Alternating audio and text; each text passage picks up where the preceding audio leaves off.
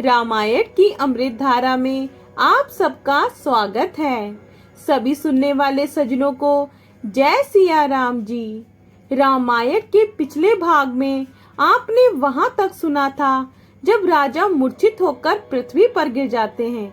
अब इसके आगे से अयोध्या कांड भाग 14। सियापति रामचंद्र जी की जय, पवन सुत हनुमान जी की जय, उमापति महादेव जी की जय, जय जय सीताराम जी। सुमंत्र जी राजा की आज्ञा पाकर सिर निभाकर और बहुत जल्दी रथ जुड़वाकर वहां गए जहां नगर के बाहर सीता जी सहित दोनों भाई थे। तब वहां पहुंचकर सुमंत्र ने राजा के वचन श्री रामचंद्र जी को सुनाए और विनती करके उनको रथ पर चढ़ाया। सीता जी सहित दोनों भाई रथ पर चढ़कर हृदय में अयोध्या को सिर नवाकर चले। श्री रामचंद्र जी को जाते हुए और अयोध्या को अनाथ होते हुए देखकर सब लोग व्याकुल होकर उनके साथ हो लिए। कृपा के समुद्र श्री राम जी उन्हें बहुत तरह से समझाते हैं तो वे अयोध्या की ओर लौट जाते हैं, परंतु प्रेमवश फिर लौट आते हैं। अयोध्यापुरी बड़ी डरावनी लग रही है। श्री रामचंद्र जी के विरह की इस अग्नि को लोग सह न सके। सब लोग व्याकुल होकर भाग चले। सबने मन में विचार कर लिया कि श्री राम जी, लक्ष्मण जी और सीता जी के बिना सुख नहीं है। जहाँ श्री राम रहेंगे वहीं सारा समाज रहेगा। श्री रामचंद्र जी के बिना अयोध्या में हम लोगों का कुछ काम नहीं है। ऐसा विचार दृढ़ करके देवताओं को भी दुर्बल सुखों से पूर्ण घरों को छोड़कर सब श्री रामचंद्र जी के साथ चल पड़े। जिनको श्री रामचंद्र जी के चरण कमल प्यारे हैं, उन्हें क्या कभी विषय भोग वश में कर सकते हैं। दोहा बालक वृद्ध बिहाई गृह, लगे लोग सब साथे, तमसा तीर निवास किए, प्रथम दिवस रघुनाथ सियापति रामचंद्र जी की जय, प्रथम दिवस रघुनाथ सियापति रामचंद्र जी की जय। बच्चे और बूढ़ों को घरों में छोड़कर सब लोग साथ हो लिए। पहले दिन श्री रघुनाथ जी ने तमसा नदी के तीर पर निवास किया। प्रजा को प्रेमवश देखकर श्री रघुनाथ जी के दयालु हृदय में बड़ा दुख हुआ। प्रभु श्री रघुनाथ जी करुणामय हैं, पीड़ा को वे तुरंत पा जाते हैं। अर्थात दूसरों का दुख देखकर वे तुरंत स्वयं दुखी हो जाते हैं। प्रेम युक्त कोमल और सुंदर वचन कहकर श्री राम जी ने बहुत प्रकार से लोगों को समझाया और बहुतेरे धर्म संबंधी उपदेश दिए, परंतु लोग लौटते नहीं। शील और इसलिए छोड़ा नहीं जाता। श्री रघुनाथ जी असमंजस के अधीन हो गए, दुविधा में पड़ गए। शोक और परिश्रम थकावट के मारे लोग सो गए और कुछ देवताओं की माया से भी उनकी बुद्धि मोहित हो गई।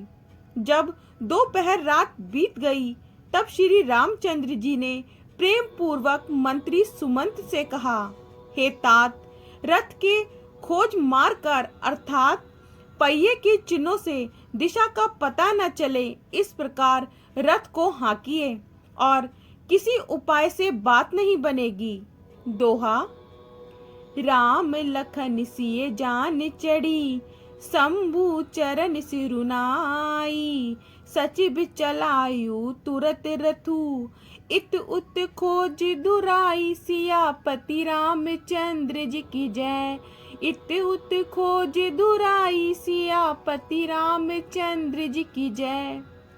शंकर जी के चरणों में सिर निवाकर श्री राम जी, लक्ष्मण जी और सीता जी रथ पर सवार हुए। मंत्री ने तुरंत ही रथ को इधर उधर खोज छिपाकर चला दिया। सवेरा होते ही सब लोग जागे तो बड़ा शोर मचा कि रघुनाथ जी चले गए, कहीं रथ का पता नहीं। सब हाँ राम पुकारते हुए चारों ओर दौड़ रहे हैं।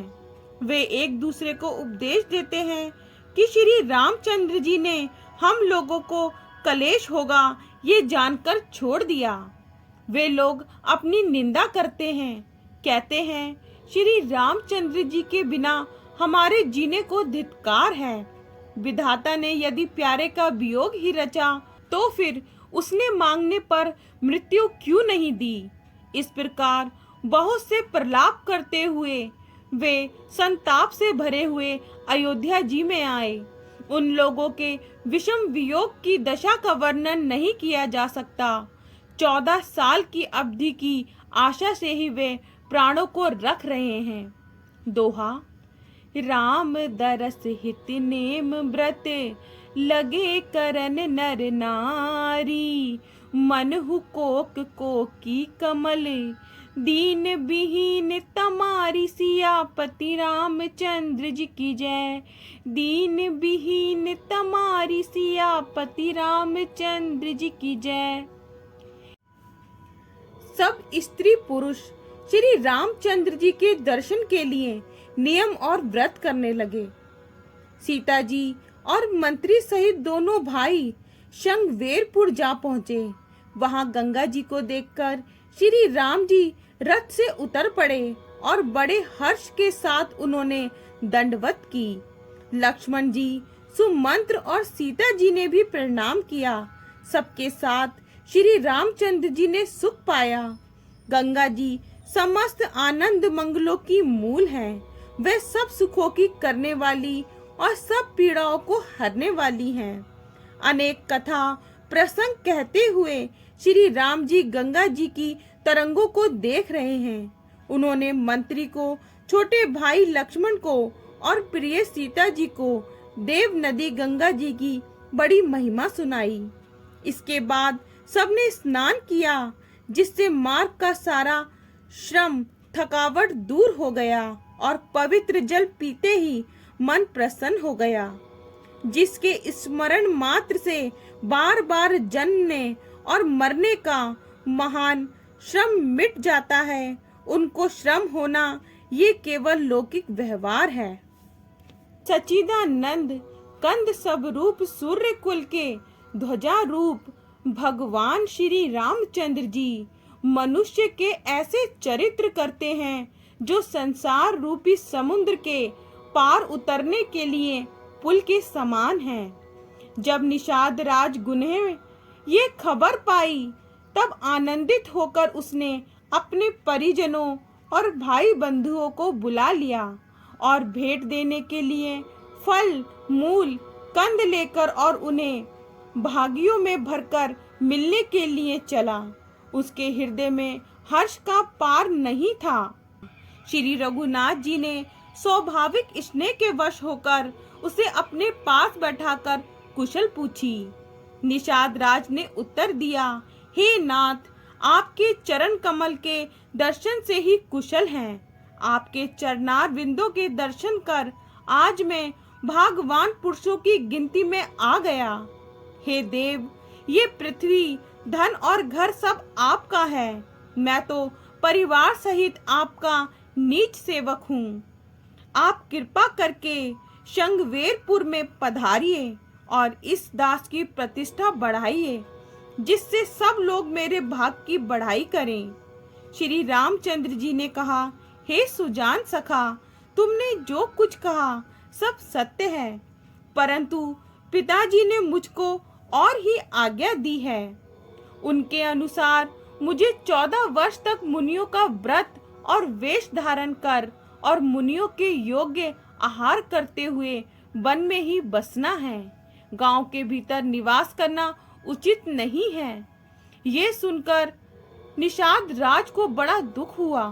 श्री राम जी, लक्ष्मण जी और सीता जी के रूप को देखकर गांव के स्त्री पुरुष प्रेम के साथ चर्चा करते हैं। कोई कहती है, हे सखा, कोई कहती है, हे सखी, कहो तो वे माता पिता कैसे हैं जिन्होंने ऐसे सुंदर सुकुमार बालकों को वन में भेज दिया है। कोई एक कहते हैं, राजा ने अच्छा ही किया, इसी बहाने हमें भी ब्रह्मा ने नेत्रों का लाभ दिया। तब निषाद राज ने हृदय में अनुमान किया, उनके ठहरने के लिए एक स्थान मनोहर समझा। उसने श्री रघुनाथ जी को ले जाकर वह स्थान दिखाया। श्री रामचंद्र जी ने देखकर कहा कि ये सब प्रकार से सुंदर है।